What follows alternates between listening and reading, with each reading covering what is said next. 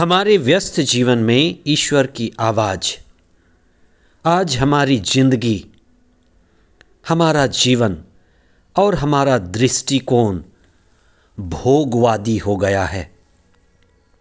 आज सभी ओर भोगने का विज्ञापन लगा मिलेगा, पर सच तो यह है, भोग लाए रोग। भोग ही रोग लाता है, शारीरिक, मानसिक और उसी से जुड़ा है आध्यात्मिक। भोग विलासिता की प्रवृत्ति ही नशा की प्रवृत्ति है, और नशा वह जो हमारे नस को हिला दे और संपूर्ण जीवन को हिला दे, जो हमें खुद से, स्वयं से, आत्मा से दूर कर दे। 34वां सामान्य सप्ताह 2 दिसंबर 2023 शनिवार। पहला पाठ नबी दानियल का ग्रंथ अध्याय 7 पद संख्याएं 15 से 27 तक और संत लूकस का सुसमाचार अध्याय 21 पद संख्याएं 34 से 36 तक। इस संसार में हमारा जीवन बड़ा ही संघर्षपूर्ण और चुनौतीपूर्ण है। इन दिनों हम विशेष करके संसार में होने वाले विघटन, संघर्ष, युद्ध जैसी स्थिति और जीवन की विभिन्न अनिश्चितताओं के बारे में चिंतन करते आ रहे हैं। अंतिम दिन कैसे होंगे, और ये अंतिम दिन हम आज भी अनुभव कर रहे हैं। आज का सुसमाचार हमें जगाने के लिए एक ऊंची आवाज़ है, पुनर्जीवित ईसा की आवाज़, जो चाहता है कि हम जागते हुए जिएं, सजगता का जीवन बिताएं, आत्मापूर्ण जीवन बिताएं। इसीलिए हमारे जीवन की सबसे पहली ज़रूरत है कि हम जीवन में जागें, होशपूर्ण जीवन बिताएं। और हम कैसे कह सकते हैं कि जागे हैं, होशपूर्ण जीवन बिता रहे हैं? जब हम आत्मा में हैं, जब हम चेतना में हैं और जब हम ईश्वर से संयुक्त हैं, प्रार्थना में हैं।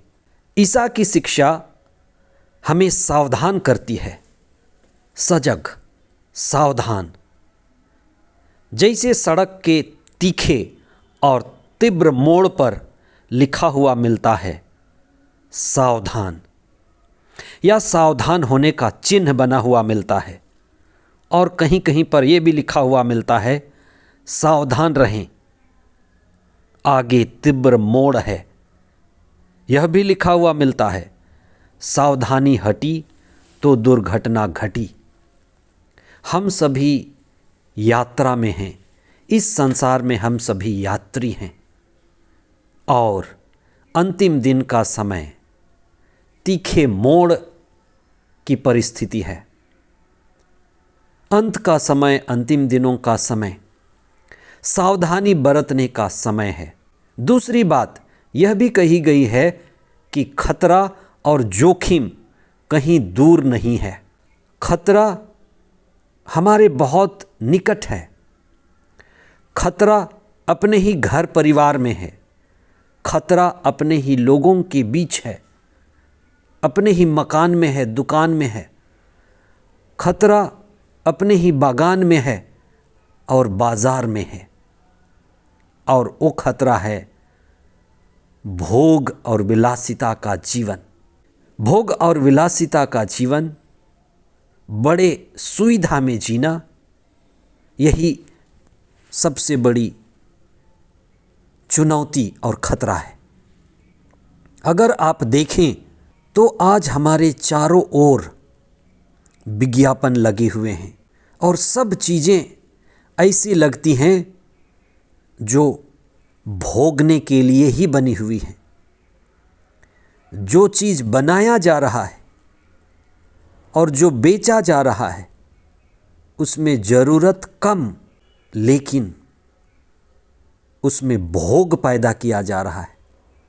विज्ञापन के द्वारा हम भ्रमित होते हैं।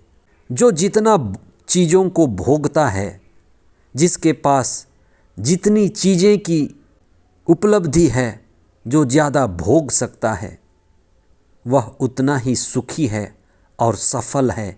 ये हमारा भ्रम है। इसीलिए आज भोगवाद, पूंजीवाद की दौड़ है। लोग ऐसे ही नहीं भोग सकते, भोगने के लिए भी एक परिस्थिति तैयार की जाती है। भोगने के लिए भी नशे में होना जरूरी है। बिना नशे में हुए कोई भोग नहीं सकता। इसलिए सबसे पहले भोग की स्थिति और परिस्थिति पैदा की जाती है, जो हमें मूर्छा में डालती है। जब हम बाज़ार जाते हैं, दुकान जाते हैं, चीज़ों को खरीदते हैं, तो बहुत बार हम मूर्छा में होते हैं। बहुत बार हमें तब पता चलता है कि जब हमारे पैसे ख़त्म हो जाते। बहुत बार हमें तब पता चलता है जब हम बीमार पड़ जाते।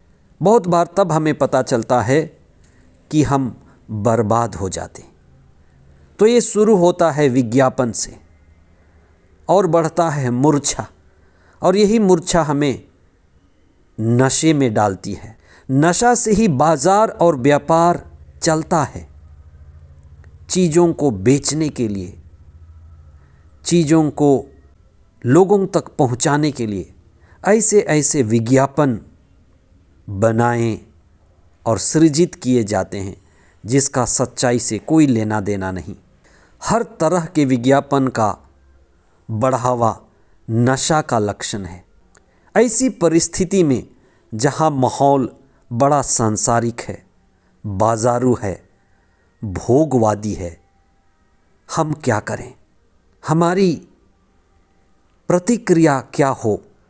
प्रभु का वचन कहता है हमें जागना है, सजग होना है। वह जो जागा है, जो प्रार्थना करता है, जो ईश्वर से संयुक्त रहता है, वही बच सकता है। इसलिए यही रास्ता है, हम दीपक जलाएं, बाहर और भीतर भी, अपनी आत्मा में, अपनी चेतना में। प्रभु के दिव्य वचन को पढ़ें, रोज पढ़ें, मनन करें, चिंतन करें, समर्पित हों और प्रार्थना में ईश्वर से संयुक्त रहें, जिससे हम संघर्षपूर्ण, चुनौतीपूर्ण और इस विकट परिस्थिति में हम भोगवाद, पूंजीवाद और बाजारवाद का सामना कर सकें। प्रभु हमारी मदद करें। पवित्र आत्मा हमें जगाते रहे। आमीन।